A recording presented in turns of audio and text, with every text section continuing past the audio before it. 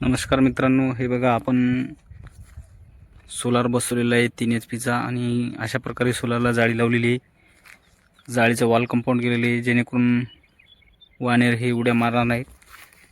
तुम्ही बघू शकता चारी बाजूला एंगल राहून असं जाळीचं कंपाऊंड केलेलं आहे आणि 6 फुटी जाळी आपण लावलेली आहे. ह्याच्यावरून वानेर जाऊ शकत नाही. पूर्ण सोलारमध्ये पॅक केलेले आहे.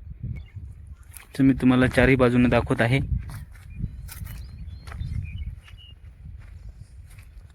हे बघा, या बाजूला पण आपण असं केलेलं आहे आणि इथं छोटासा असा गेट आपण ठेवलेला आहे.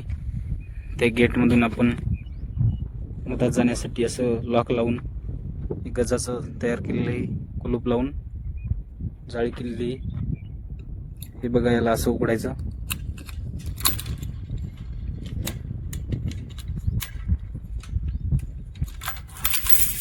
आणि हे असं बाजूला होतं मित्रांनो.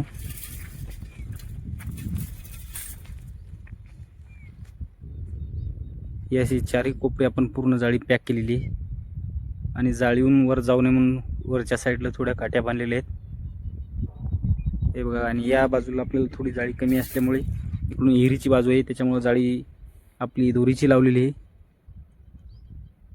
त्याच्यामधून माकडं जाण्याची शक्यता नाहीच. अशी अरेंजमेंट केलेली मित्रांनो. 2 डिपूचे पोल आल्यामुळं आपल्याला 2 एंगल वाचलेले आहेत. आपल्याला कमीत कमी 6000 रुपये खर्च लागलेला आहे मित्रांनो. 2000चे एंगल, 4000ची जाळी, एक अर्धा किलो बांधी, असा म्हणून टोटल आपला सिमेंट सगळं 6000 रुपये खर्च झालेला आहे.